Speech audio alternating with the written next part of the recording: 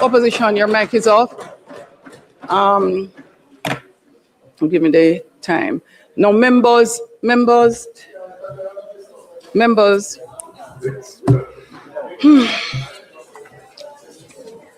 No, it is not. I actually gave extra time, and it is in deference to the leader of opposition.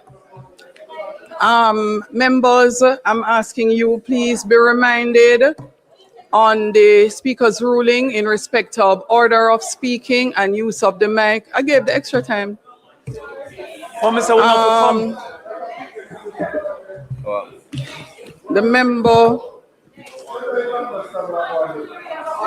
The member from St. Catherine Northwest.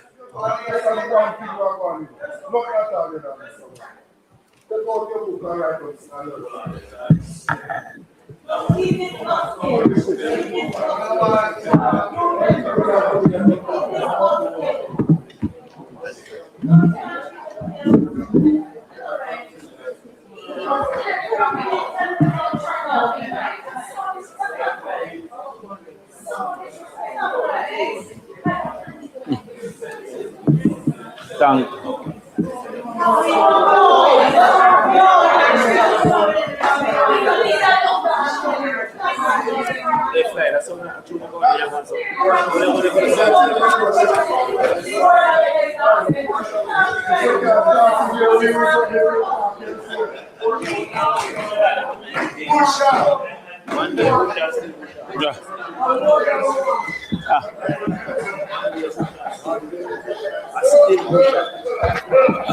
Mr. Speaker, I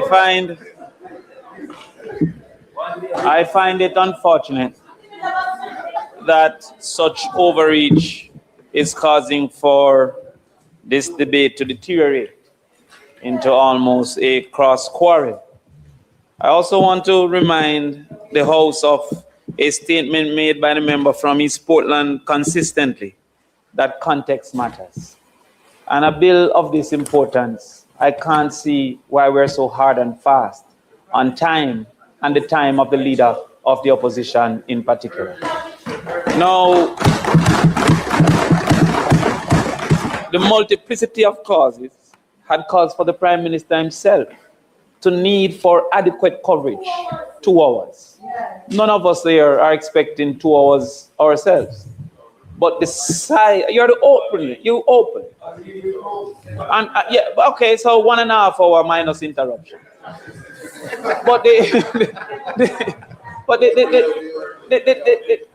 the importance of this bill, as has been highlighted by the Prime Minister, I don't think that it is reasonable for us to have been all intervention.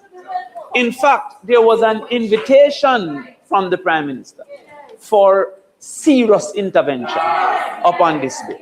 And so I find that, and I will begin in short order, but there's a problem with Parliament if the Speaker dominates the Parliament. And that is what we are having. The Speaker gets more time than the speakers. But let us start. Madam Speaker, the conversation of this bill, the conversation on the bill should rightfully start with the objectives of the bill. The objectives I've stated within the bill are as follows: for the efficient, coordinated, and transparent management of extraordinary time-bound reconstruction and resilient efforts to focus on building back better to withstand future climatic and geophysical events. Additionally, it speaks to B, to create a more robust climate resilient infrastructure, encouraging better land use and planning. C, to expedite private and public-private investment in priority sectors that address the structural economic vulnerabilities exposed by Hurricane Melissa, and to enable growth and diversification in Jamaica's economic base. Before we go outside, make us first recognize that Mr. Prime Minister, within, Mr. Prime Minister, I want you to listen in particular, because I was a little bit surprised that within what the mandate was stated, that to enable growth and diversification of Jamaican economic base was found to be necessary in this particular bill under the NARA. However, the realities of Melissa are strong enough to support the bill. And because it is strong enough to support this bill, it is why I felt that it was unnecessary for exaggerations in some of our claims and conversations. Some of those exaggerations would include what is often repeated, that this was 4 times what was Hurricane Gilbert. And if we do not consider the reality of inflation and just the simple numbers, maybe we can come to that conclusion. However, the IDB indicated, and I quote, compared to the last major hurricane to strike Jamaica, Hurricane Gilbert in 1988, Hurricane Melissa was significantly more intense. Yet, while Gilbert, a Category 3 storm, caused damage estimated at 65% of GDP, Hurricane Melissa is estimated to have caused 12.2 billion or 56.7% of GDP. So without the grandstanding, Melissa is sufficient to stand on its own. And therefore, I became cautious when I read within the bill 4 times that of Hurricane Gilbert. Not very necessary. So what we have to go therefore is, what are the malice that we're seeking to solve? And your speech captured a few of the malice that we are seeking to solve. The mischief that we are seeking to solve. One of those mischief that was identified would have been that of speed. And doing palm phone. One of those mischief that we were seeking to identify, yes, would have been that of speed. That there was quite a few realities of institutions that were too segmented, weren't working together, and that they did not qualify for the spectrum of work that was needed and the money that was needed to be spent. However, as have been highlighted by the minister, the leader of opposition, was that some of the chief entities of bottleneck would not have been included under this bill.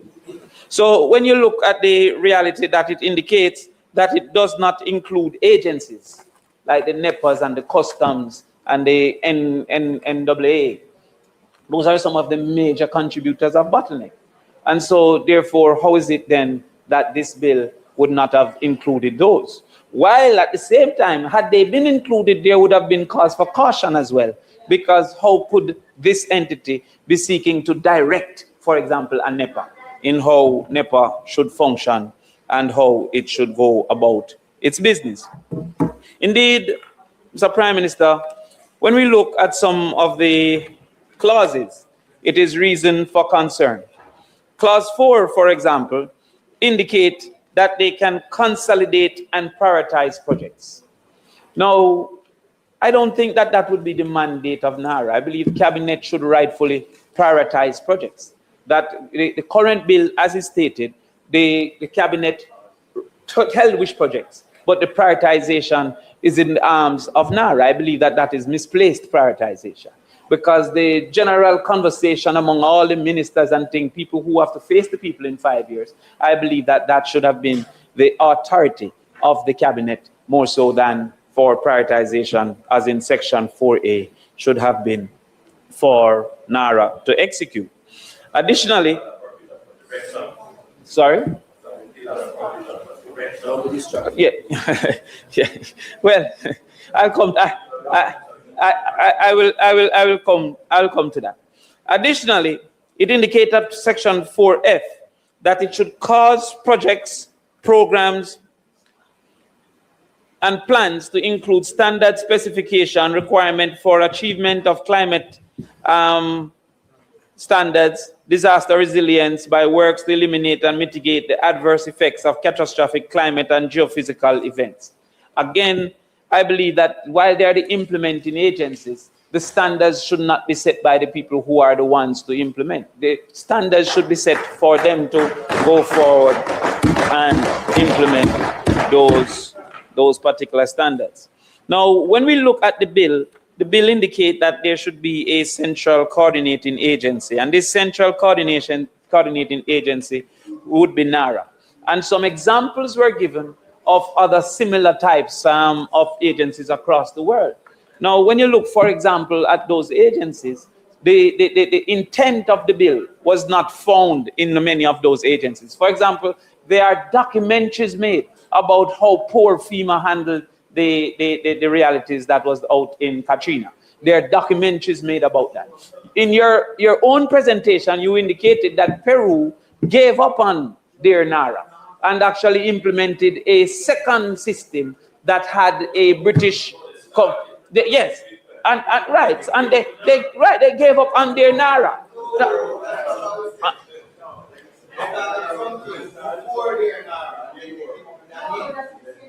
Boy, when me and the Prime Minister talk, I don't want to get in.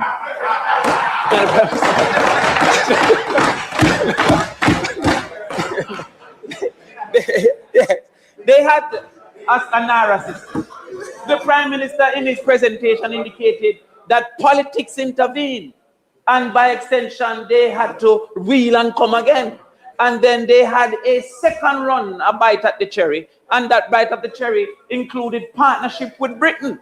And in that partnership with Britain, they were able to become more effective.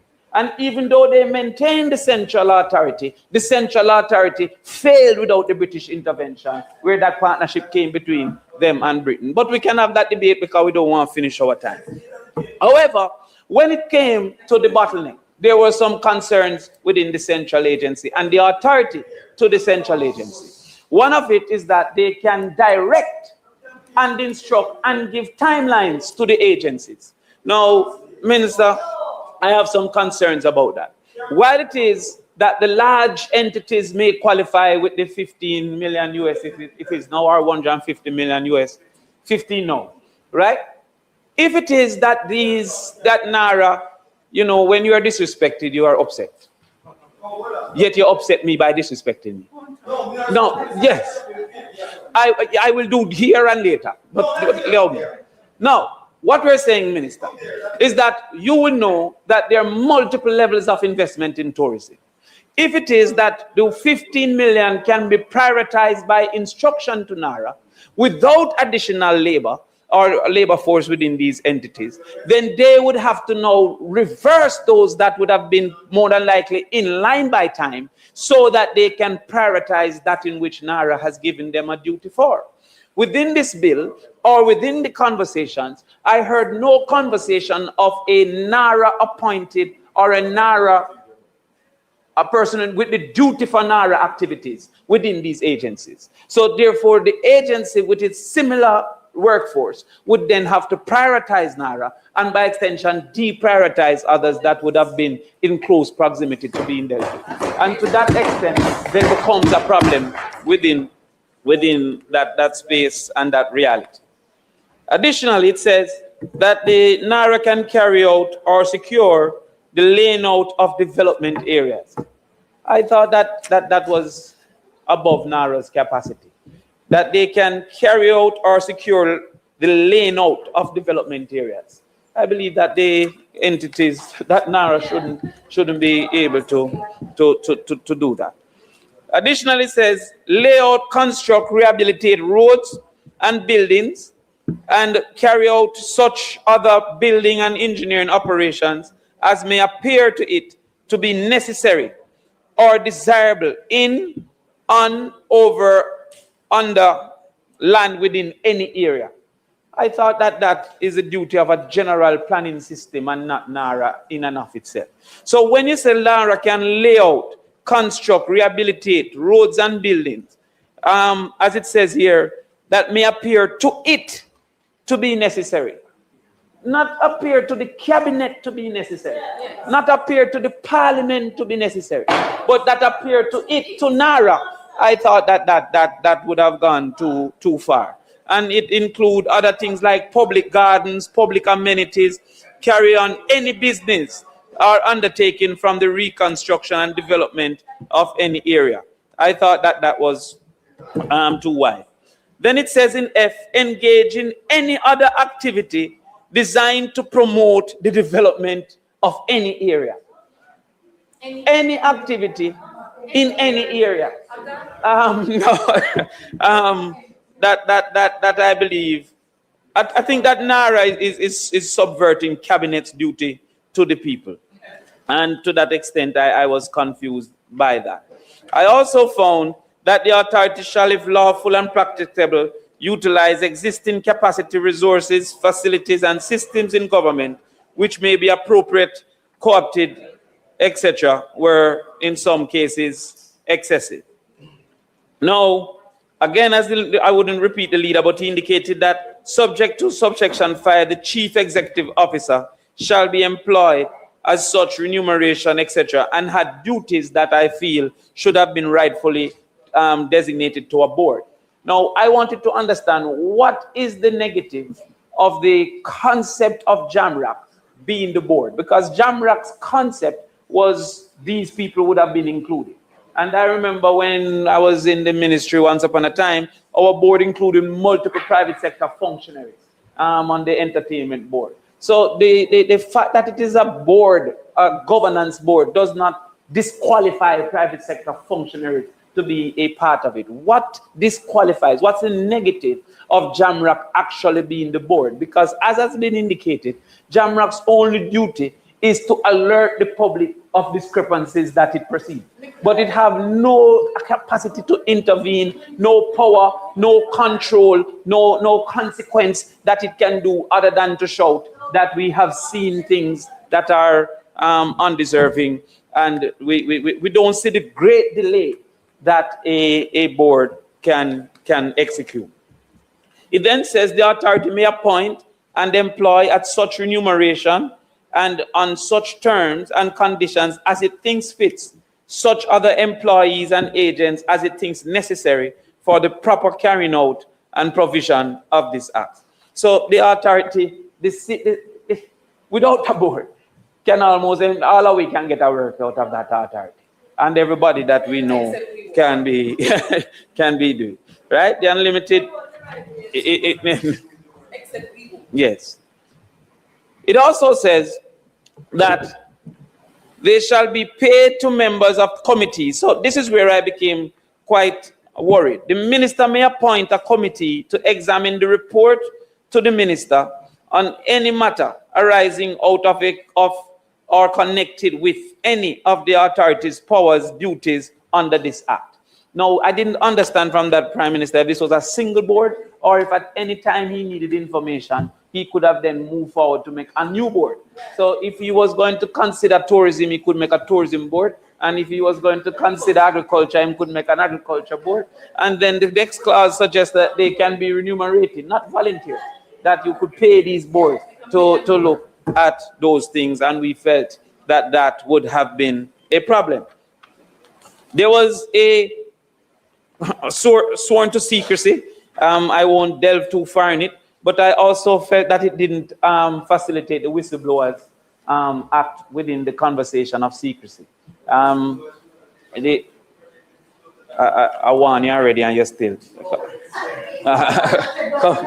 Yes, right? There was a limited facilitation of the whistleblowers act, but it will be dealt more fulsome by a colleague of mine. The ministry may give direction or authority. In this case, it says that the minister, in the interest of effective performance by the authority of its function. So it became confusing because it almost was giving the NARA freedom to act until you reach section 13, where we took away that freedom and said, first of all, NARA should implement nothing until it's approved by cabinet, but the minister can intervene and tell NARA nothing but do what he decided to do at any given time. In fact, it says that the minister that the authority shall act in compliance with any direction given under subsection 1. And subsection 1 said the minister may give direction to the authority. So therefore, anything that the minister tells the authority to do, the authority should then act in that way. And we believe that that is a little bit confusing, because on one standard, the authority could do as it saw fit, and on the other standard, it was actually going to give that permission. Within it, it indicates that the entity could be instructed almost by NARA to actually carry out a duty. And if that duty wasn't carried out, Mr. Speaker, then they could send up that authority up to the minister and ask for the minister to grant that approval to the entity. So to that extent, it indicates here that the minister could then step in at any time. Now, before we move to the minister's ability to step in, we also found that the projects under NARA seemed extremely wide. Now, for example, the hospitals that were mashed up, I didn't hear them in this, but I presume they would be in it. But then how would the Victoria Jubilee, the KPH, be under NARA? Now, if it is that we say that the procurement is a problem and we want to change procurement, then we'd have to, NARA is now doing everything that they want to do. Now, because of the lobby efforts of the minister from West Kingston, I could say, well, maybe this is resilience, because if there was high emergency, we could need a hospital like that. But how then the parliament fit into NARA? Under what resilience or reconstruction could the new parliament be a NARA project? That seems to be an overextension of what NARA should do and should be doing. And I think that is the reason why there was no sunset date for NARA. Because while it was indicated that NARA should last for 5 years, for some reason within this bill we could find no date for NARA to end.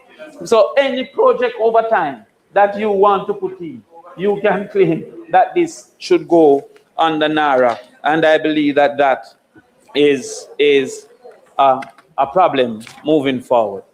It indicated that they could give directives.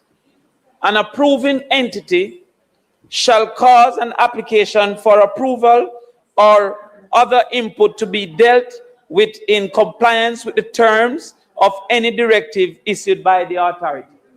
So what it is saying is that if it is that there is an approving entity and the authority gives it an instruction, then that had a duty to carry out the authority's instruction.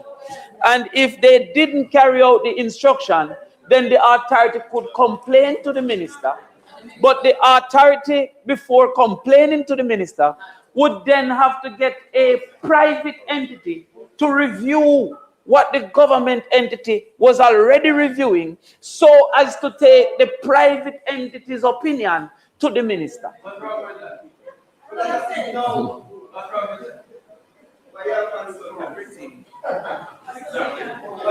No, don't be fooled by the person behind your prime minister.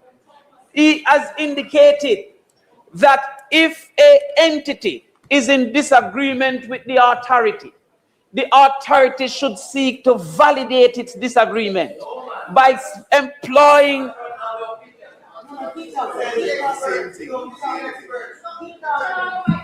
All right. They can proceed with consideration of an application for approval where the approving entity may otherwise delay or decline to process the application solely on the basis that the approval or the input from another approving entity is yet to be granted or given. Relying on approvals previously granted by the approving entity for standardized design or pre-approval, they can seek to modify or make exceptions for zoning requirement, make decisions on the application for the approval of other inputs. It indicates, therefore, that to address non-compliance, the authority shall not make application for a step-in, they call it, without first obtaining independent expert advice on the matter. So what did we say that was different? What did we say that was different? No, but well, are you saying it's a good thing or that what I said was incorrect? Member, you don't have much time left, so focus on your presentation, member.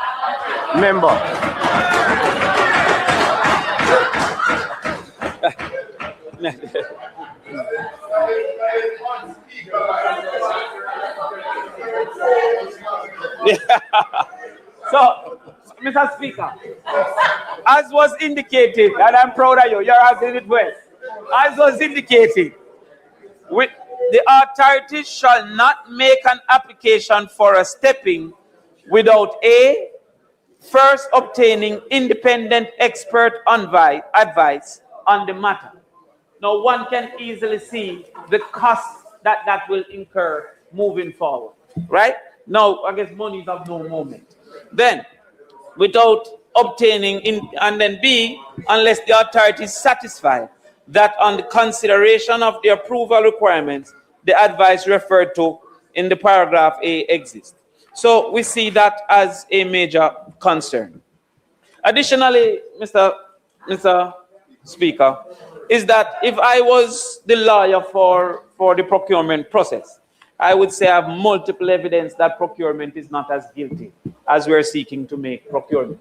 This entire bill seems to suggest that procurement is the chief hindrance on the capacity to implement.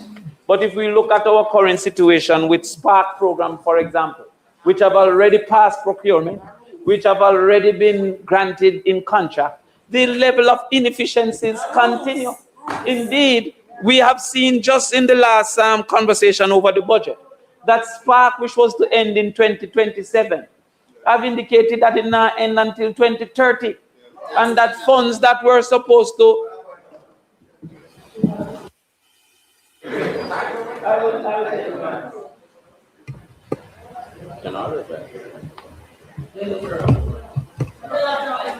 Yeah, but turn off the mic. Turn off all of the mics, please.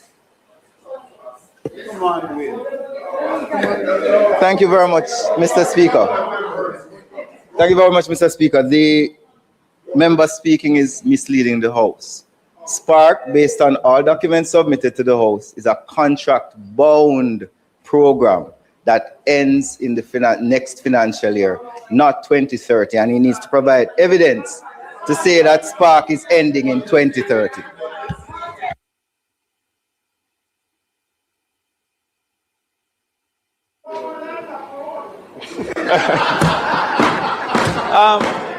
Mr. Speaker, there's an unfortunate habit that has evolved for us to wantonly disrupt each other.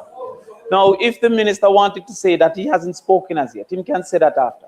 However, the book that was published by the government called the Estimate of Expenditures indicated that they would have been spending for Spark up to the 40 billion up until 2030. Yes, he was asked about that and he himself responded. So I do not know. Refresh himself.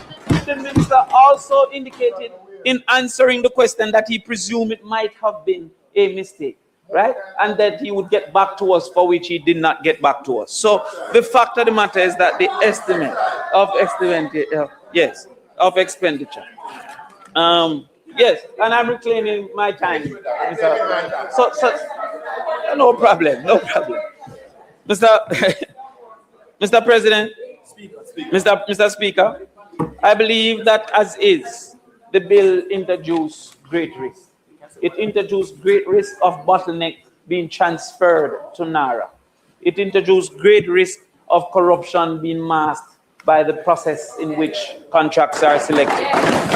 It introduced great risk that small investors may be at the back of the line because of the duty of prioritization within entities that already claim that they have understaffed realities.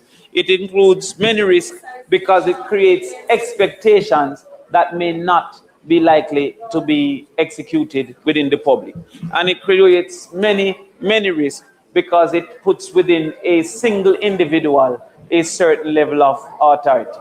We on this side are of the opinion that anything that is necessary should be done for our reclamation, for our rebuilding, for our re-engaging of the people and our economic activity.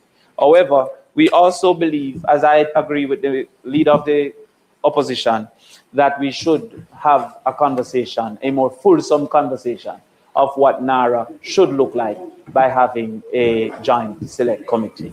Thank you, Mr.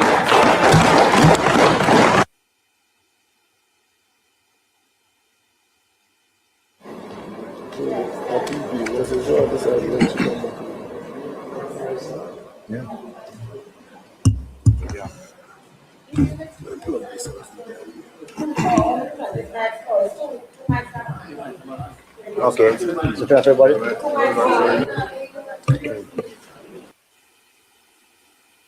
Members, start over. All the mics are off. Start over. So member from Central. Sorry, you're not Central anymore. Sorry. Member from South Manchester South. Turn your mic on. Hold on. Members, the speaker had referenced her original ruling in relation to mics and to participate. We see the challenge that we have when multiple people turn on their mics. So please,